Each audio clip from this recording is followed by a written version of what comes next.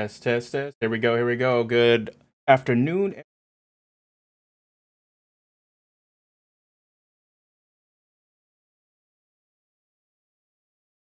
How's it going, everybody?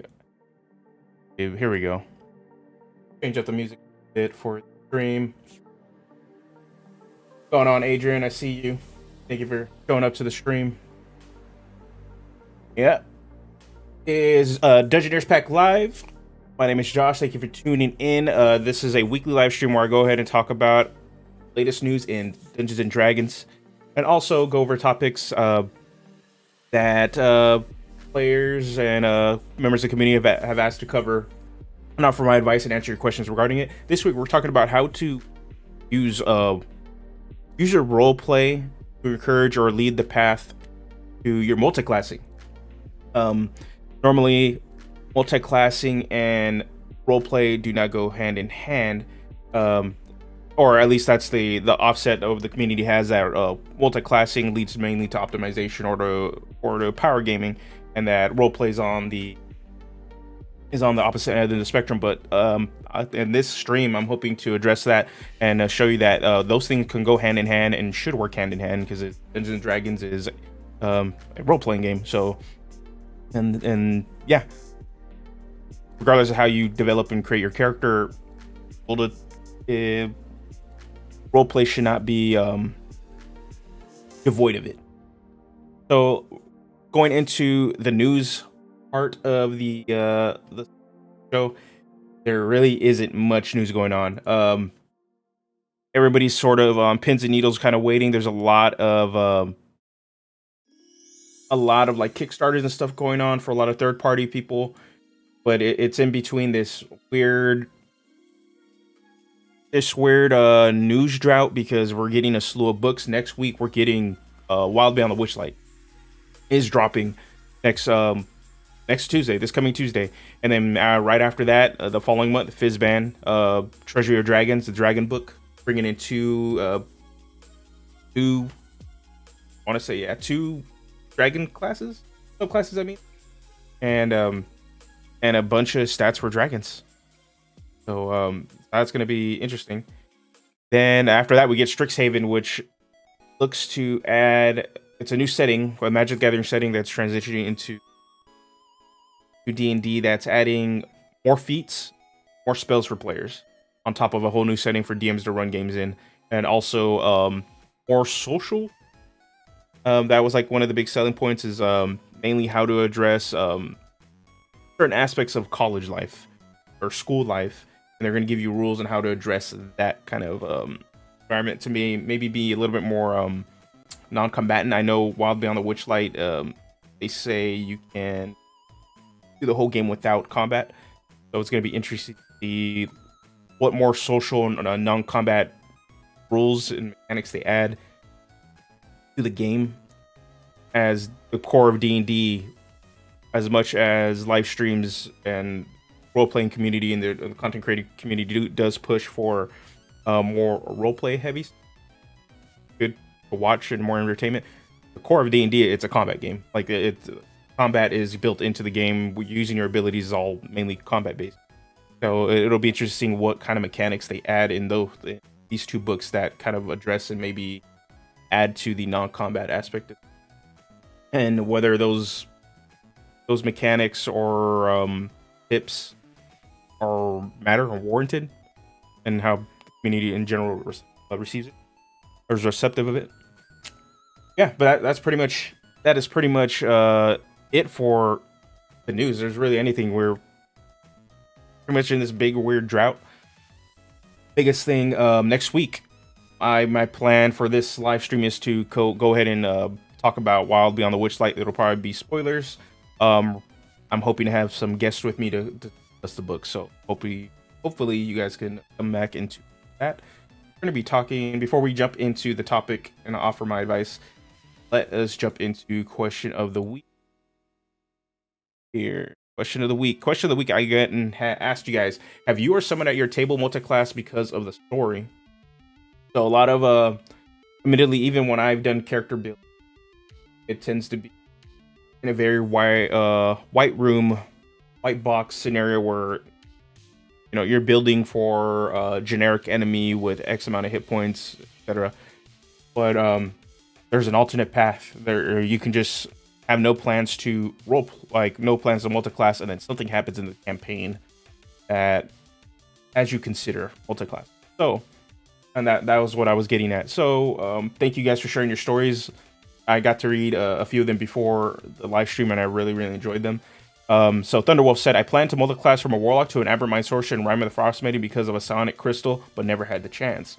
So he took an event from the game and let him change it for their paths. Johnny Ball. I reversed multiclass in a campaign for a pretty cool reason. Playing in a 5th edition homebrew, I made a Kalistar Monk. That was the Astral Self Monk. Good on, David. That was also a Gloomstalker Ranger mixed with a fighter Echo Knight. That is some big old heavy multiclassing. His reasoning for those classes was he was possessed by a symbiote, and his backstory had him lost in the astral plane for 500 years. While his soul was gone, his symbiote kept his body alive by feeding on wildfire and anything that wandered too close to the abandoned temple they were in. After an in-game event, his soul was pulled back into his body, and he started looking for what the rest of the party. We had a Bladesinger Wizard who was kind of a tool and didn't really have the health and safety of the party in mind. One session, we found an abandoned town and went in to investigate. I noticed something hiding in the town, ended up jumping in to fight the thing. The wizard followed, flying down, hit the enemy with Booming Blade. Needless to say, the enemy went to escape on its turn, taking massive thunder damage, and in turn severely damaging my yacht. The symbiote exited my body and sank to the bottom of the well. I took 2 turns to rebound with it, but the damage was done. So that I single class into Astral Monk. And the story reason being that Grundy, this had taken care of me for 100 years. Now it's my turn to take care. That is pretty cool. That is a neat way to use the Astral Self Monk too. To create some the Astral Self Monk. Normally it's like some sort of psionic or spiritual or like manifestation, and using that to using the mechanics to like have a symbiote, and then using the Gloomstalker and Echo Knight as a form of symbiote is actually pretty going on NPC. And in the chat, don't be afraid to drop any questions you have about using your roleplay and multiclassing or multiclassing in general. I will answer them. Answer any questions you guys have. All right, let's see. Jalen Smith, he said, currently in a homebrew game, I'm playing in a barbarian that ate the heart of a strange eldritch creature, and as a result, they unwittingly forged a pact with a great old one. Now he's on a mission to sever the connection after finding out his new powers have consequences. So he again took a player choice in an event that happened in the game, and based off this, his barbarian also might be a level dip into great old one Warlock and not realize it. Okay. Gato Negro Loco, so crazy black cat, said my barbarian monk, Minotaur barbarian monk. We start at level 3 in my games, and I had that level barbarian from when he was running Labyrinth. Rest was when it was him using monk. I had taken a feat of cleric spells to represent his growing spirituality, and if continuing using him, I might make some paladin or cleric. Ooh, he's gonna dump all the classes. Okay. I was having him narrowly essentially become a Forgotten Realm Shaolin monk, and the Shaolin Temple is actually a religious order, and his studying in this temple was a way of overcoming his rage that the gods put. Labyrinth. Pretty sweet. Brian Gronberg. I was playing a halfling divine soul sorcerer whose ancestor was touched by a deva, whom he aided after he fell in a difficult battle with a Baelor. It was because of this event that happened 4 centuries before that my family could manifest this genetics. Along with the Deva warned me that the impending crisis to the continent was grave, so I had my character seek out to forge a pact with. Okay, so it was pretty much creating a Sorlock, so a sorcerer warlock multi-class build based off his lineage. That's actually really sweet. Going on there fighting demons and devils. I like that. Sorlock, warlock, and sorcerer multi-class is actually a really strong multi-class. And pretty much use your spell slots that recharge on a short rest to pump up meta magics. But that's actually a cool way to actually address it and make it viable in your campaign using your character's lineage. The Steer family, yes, my last character ended up Triple class because of a story. He was Dwarven Fighter, Battlemaster, Barbarian, Bear Totem, and Paladin, Oath of Vengeance. He was an absolute beast in combat. He was our tank. And his first round Alpha Strike was something legendary. That pretty much you got all the beefcake characters. You have all the beefcake subclasses for all the frontliner main classes. And honestly, that actually looks pretty deadly. What's going on, Drunken Yoda? Oh, he dropped his build. So it was a... Okay, I'll go over it. I'll save it right now. Over when I go over actually the multiclass builds towards the end of the stream. Last two was Randy Phillips. I'm a fighter that was going to multiclass into an artificer, but my character developed a love of pocketing things, but was really bad at it. Now she's going to learn from the rogue to multiclass. This is really sweet. You're using your connection to another party member to develop into another class, which is another way to really get into multiclassing using roleplay. I'll go into that in a bit.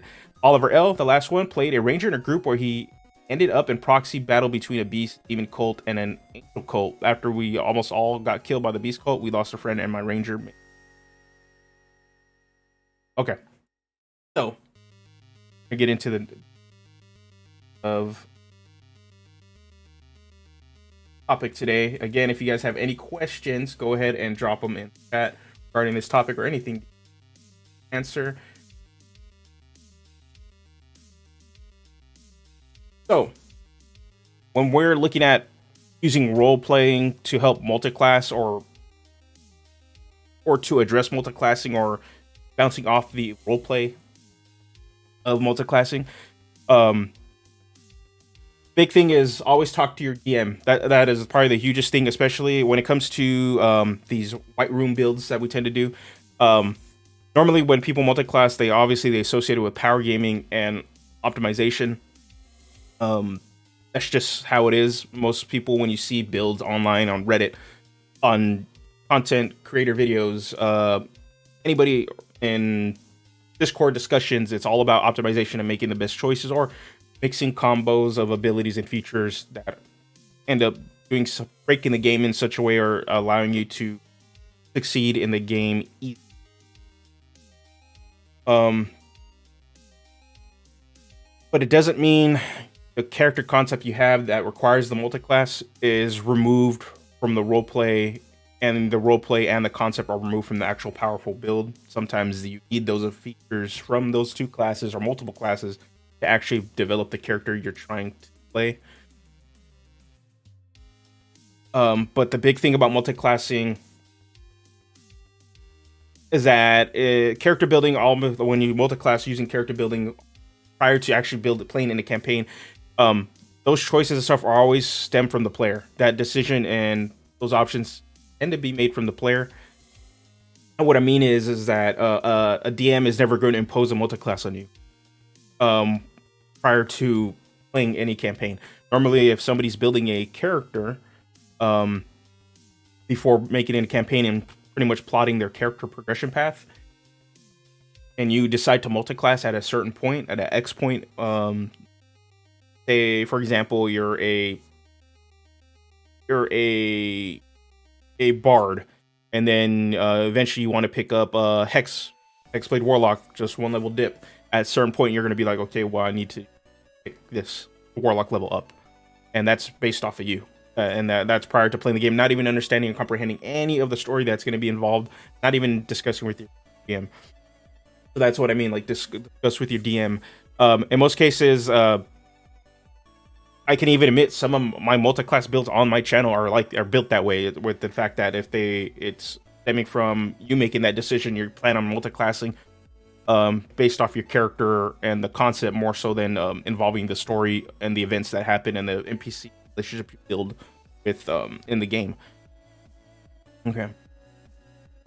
The problem with this actual approach, even though it's fairly common and it's perfectly okay, the only glaring problem I see with this approach is that it avoids any narrative you build within the actual game, because you're already pretty much pre-built a narrative prior to entering your game. So it doesn't involve any sort of events, any sort of connections you made with NPCs or other player characters. Your character is built pretty much their path is already predetermined, which is perfectly fine. But you can also take on influences of other aspects of the game that may change the direction of your. Might just build differently. So yeah. So to reiterate, it doesn't consider the impact of those situations or the relationship you have on your character.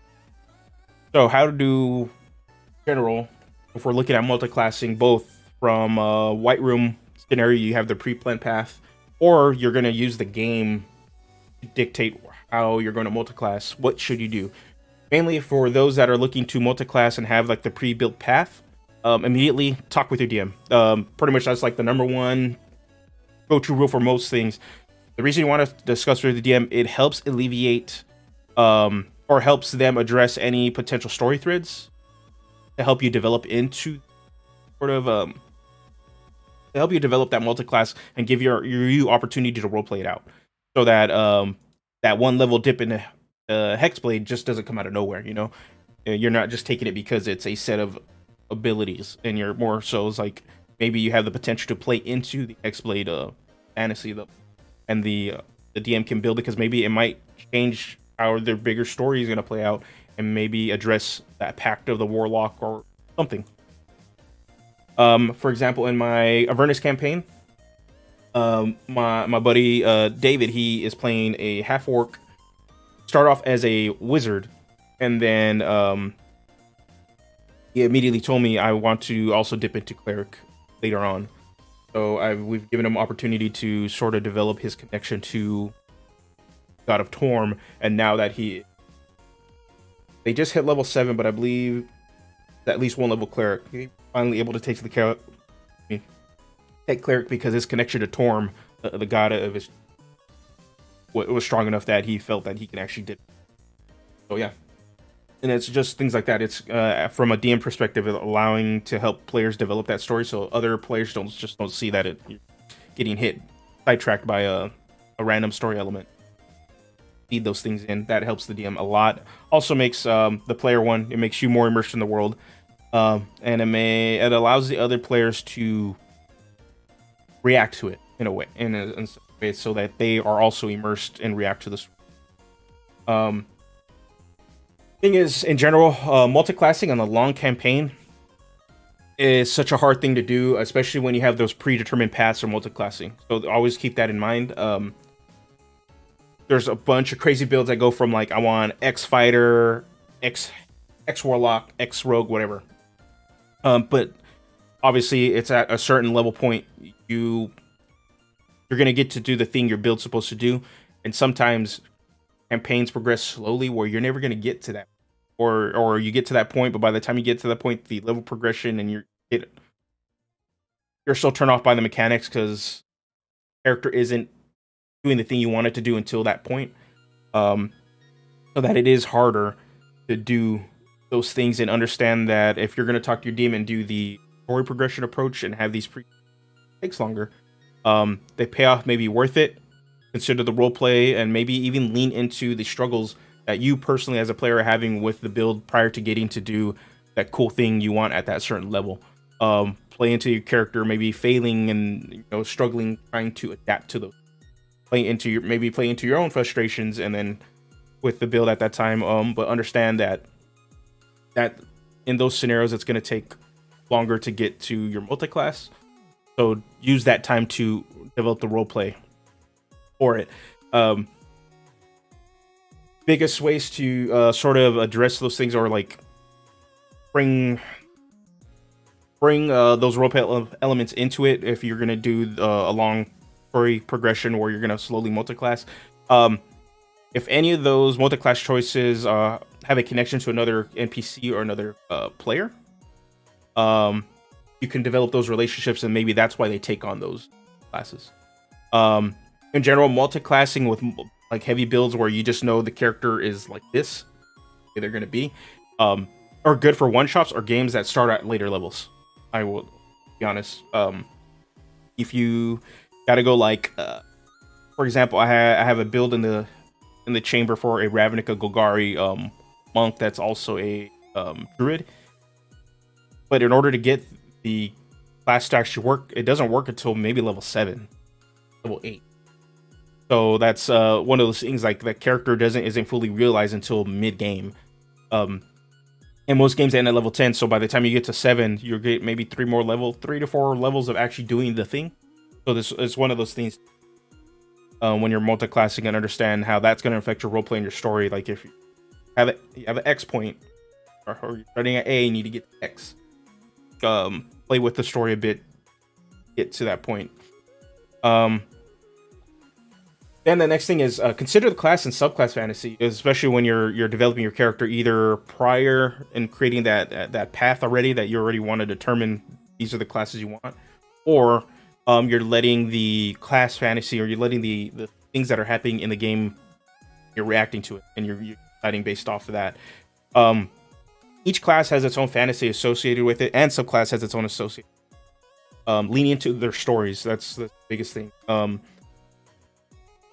Obviously, you're already going to be tied to a class and a subclass for your character build, so you're going to kind of be juggling a lot of things. But considering each class has their own identity, for example, clerics, their power is tied to their faith. Your character obviously needs to show signs that they're developing a sense of faith and connection to God or gods. Warlock, they have a relationship with their patron. How did you take the power, or how were you bestowed the power, and what sort of relationship you have with patron. The biggest depiction of patron warlock relationships is that you're a thrall of that patron. What if you're this pretty much their minion, their avatar on the plane, and you're doing their bidding to eventually do whatever big scheme that patron needs you to do. And then say you're also a paladin, you have an oath. How do those things conflict? How do those things does the oath align with the patron, or are those things at odds? You know, consider how the interaction between the two fantasies clash, and if it creates a struggle for your character, then that's even more roleplay diverse and more story that you can develop and hook your other players in. And again, another example is the Paladin's Oath. They have an oath, a set of moral codes that they follow. So this, like, just consider those things, you know, developing your character in general, but also your multiclass. You're going to take those identities on. All right. Next, so we're gonna talk about like using the campaign itself more to multiclass. I think that was the biggest thing that people were asking about is what sort of things can you do in your campaign and bounce off the multiclass, or bounce off the roleplay to use that to gravitate yourself to multiclass, and how you can actually develop and roleplay multiclassing in general. So the biggest one, bounce off your character relationships. That is probably the biggest thing. Consider how they influence your character. So this can be from an NPC or a party member. Either one, you create a bond that actually that will help develop your character. I think the biggest example I can give is on Critical Role Campaign 1. Even though it was like such a long, they hit level 20. Vax, the rogue, took a 1 level into Druid because connection to, you had a relationship with the character. So and then so at the end of it, he took a level into to show that before he passed on. So build a bond or connection that may influence your character's future decision. Describe your actions. Your character is taken based off that influence of the relationship on your character. So say your character looks up to a paladin character, and they sort of have this mentor-mentee relationship. The paladin is pretty much training them to be a better warrior, or trying to align their moral code. Say your character's a rogue, for example, and the paladin is trying hard to get them on a moral path, and eventually that rogue sort of does align into that and maybe sheds his roguish sort of ways, and does find some peace with aligning himself with the paladin. Develop that relationship. Role play, maybe them studying or trying to look up more information on the paladin itself, or not the paladin, but the oath and the order that the paladin comes from, Same example. Um, Say you're going to multiclass in a Warlock. For developing that relationship, tap into like maybe relying a little too much on the power that the Warlock patron gives you, trying to contact the Warlock patron to help you um, overcome situations that your character is struggling with. Same thing with faith, like a cleric tapping into that idea of your character um, starting to get a little bit more religious. Maybe they start saying pretty much scripture from a book, using that as a quote to give lessons, or when they come under a hard time, they do get their religious text and they start reading it to comfort themselves, tender themselves before the next big adventure. So yeah, and even then, if you're going to relay that to like working with another character, have another character, an NPC that is a cleric, you go to them for advice and spend more time with them to develop your own connection to faith.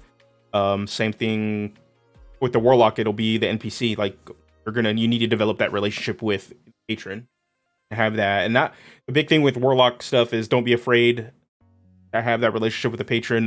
Warlocks have like one of the best built-in character fantasies with like huge, immense roleplay potential. So I'd say lean into it.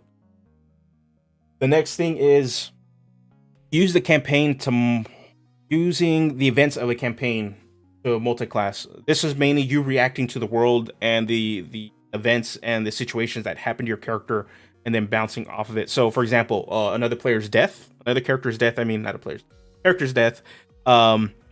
uncovering a secret, finding a sentient magic item, pretty much encountering a major NPC, they're defeating an evil bad guy.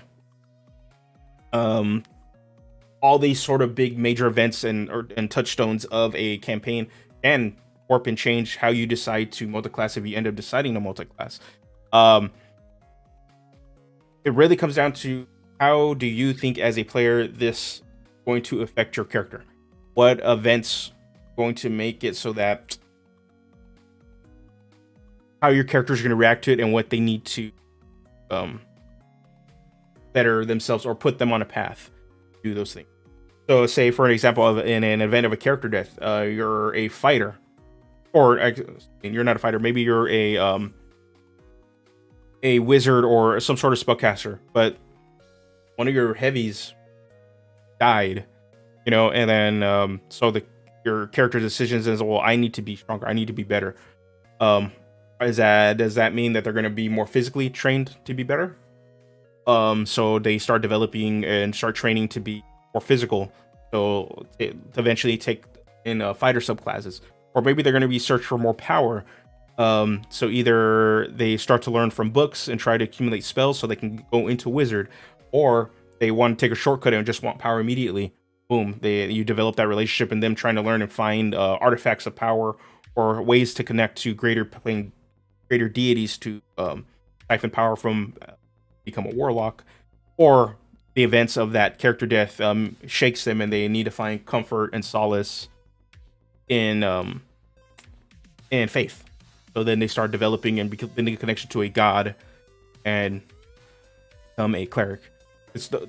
That's just with the impact of a character's death, especially if your character is super close and tied to that character. And even then, if your character has a strong relationship with a character that just died, maybe whatever class that they had, you want to take up their mantle and sort of make their legacy live on in a way, and you start learning the craft that they were doing on top of like your own. So that's things to consider. But yeah, that's pretty much biggest thing. And even then, maybe you don't want to multiclass, but you still want to take on the story elements of these other classes. There's a bunch of feats, class feats, that help you, you can take on flavor of the class without actually dipping and playing into another class. There's also Magic Initiate is another good one that you want to take a little bit of spells or something from another class, like you've adapted and learned from them. But you yourself are still going to be that rogue. You're still going to be that other class you are. You just want to take on that influence of the other character. But the biggest thing is when you're role playing these things is consider your connection. Take actions that are normally associated with those things. If you really don't know what those actions are, talk with your DM. Talk with other players. Even then, in roleplay itself, you can ask your player. Like, say you've built a connection with a cleric player, and you're sort of learning and trying to develop your character's faith. In character, your character can ask, "Well, what do you do to connect with your god?"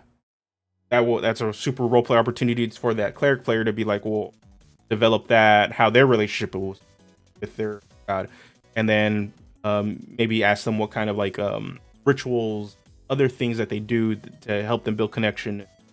And it's just those little things like that. One, just continue to build their relationship.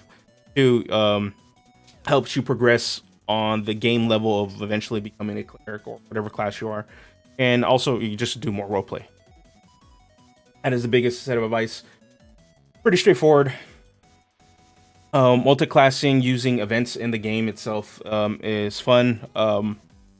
It doesn't always lead to the most optimized choice because you're reacting to the world. If you're doing it that way, but there's nothing wrong with also just having a pre-planned path and just sort of slowly progressing and developing it. All I recommend is just talking with them to do that so that they can set up the story to help you do that. Right now, I know we have a couple players in my group. One of them is a bard player with probably one of the sweetest builds for a dwarven bard, able to mix it up with melee with a non-melee class, just how the weapon progression or the weapon proficiency, armor proficiencies work out. And he's considering going into paladin, and part of it is maybe some of the events in the game, since he isn't the one that's the lead connected to a extraplanar D, so it might be something I think he wants to develop to sort of build that connection with an oath given to him by a god that he can develop that connection. I know for me, for an Ebron game, I was playing a shifter Oath of Glory paladin, and I had multiple options of multiclass because we're getting to a certain point, and I totally went with I'm going to develop my multiclass depending on which character or events he connected with the most. Because I was considering Bard, and then considering can't remember the other martial, but then I was also considering Barbarian. So the Bard one is if he was connected, he ended up building a relationship to the Bard character in the build. He was going to take on more of use the Bard class to leverage smack talk, because my character kind of was like a kind of pretty much a WWE wrestler. That's pretty much what it was. Some big old himbo that trash talked, and he used the Oath of the Glory to mainly do physical things. But the other connection to one of the fighters in the class or in the game, I was gonna eventually go into fighter or some sort of other martial back with the paladin to pick up some more skills or more martial stuff. And then Barbarian, which is the one I eventually was going to lean into, because even though he built some sort of connection with them, he was struggling to reconnect. The character was developing feelings of struggling to reconnect with his primal self, his being as a shifter in his family. So eventually he was going to find that connection and kind of get in tune with himself and go into Barbarian for a little bit and use that rage mechanic to manifest his a stronger form of his shifted form. So it's fun to develop those things and kind of consider and not necessarily build out your character at times. I recommend not helps.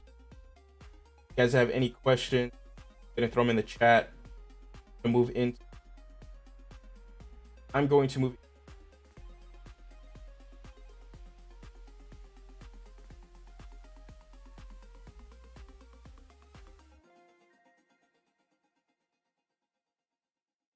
Character build of the week. Get into it. Hopefully these tips help you guys out.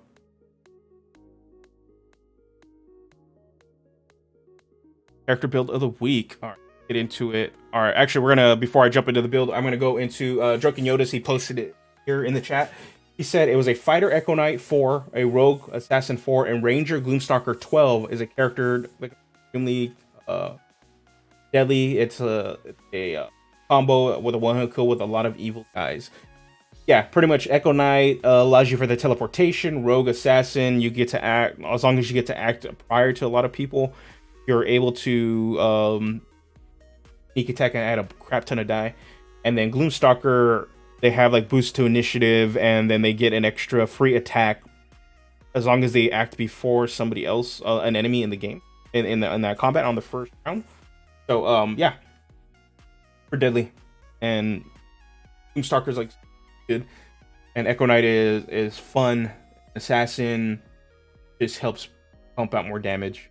That is a very, very deadly build.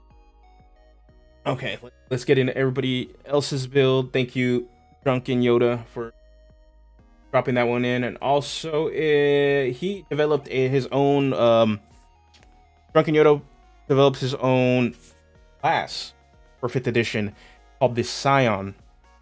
We'll give a shout out to him for doing that. You can find it on the DM's Guild. I have the link. But you guys can go ahead and check that out. It is a class that sort of plays with the different of your connection to power. That's what it guys, and still looking into it. I want to do a video and maybe start covering a little bit more of like third party or homebrew classes and subclasses. That'll be something.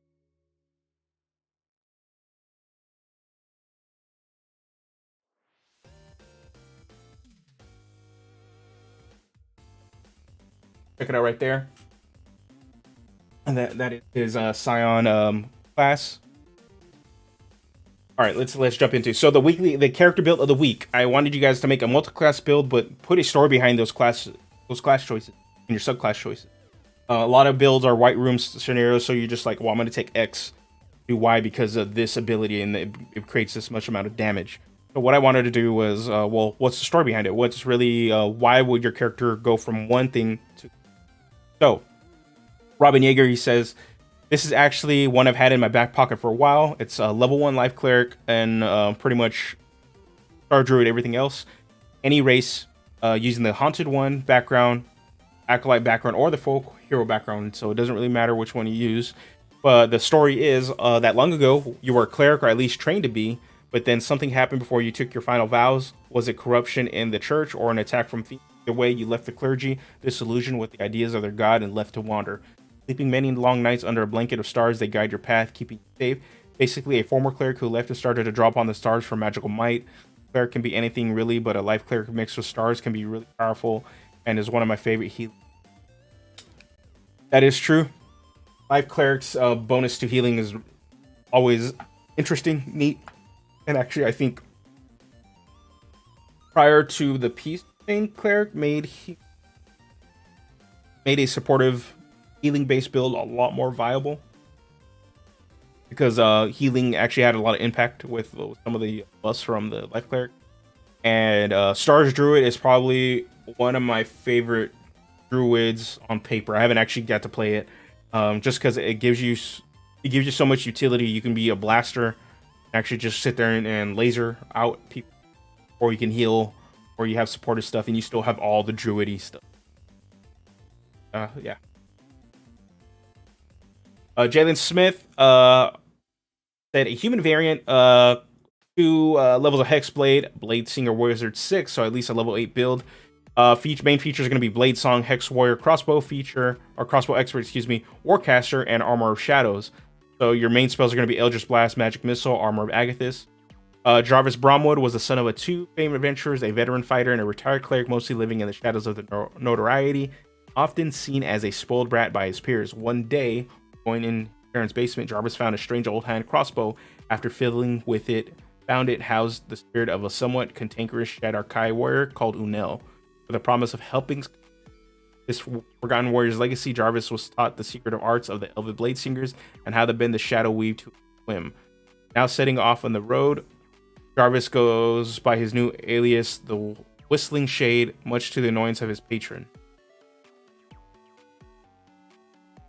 Oh, that's sweet. And then he says, side note, a character trait, whenever Jarvis activates Blade Song, he usually whistles the good, the bad, and the ugly tune as shadows form around him. That is sweet. Build some sort of like a...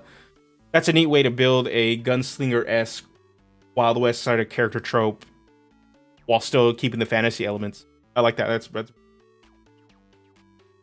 All right, Philip M, and then we got Igvitel. So Philip M said, a shadow magic sorcerer who doesn't have great control over her powers or has control but wants to amplify them travels to the Shadowfell to try and find a key to focus powers or just out Ashar or the Raven Queen's avatar to make a pact. This is one of the ways where a hexblade dip makes sense on a character. That is very, very true. And even then, you can mix the flavor of the shadow sorcerer and say that the hexblade weapon itself is made of pure shadow. So like shadow blade-esque weapon. Even then, I probably, with this sort of build, I'd probably talk to the DM and ask if I can make the shadow blade spell my hexblade weapon, and obviously still have to use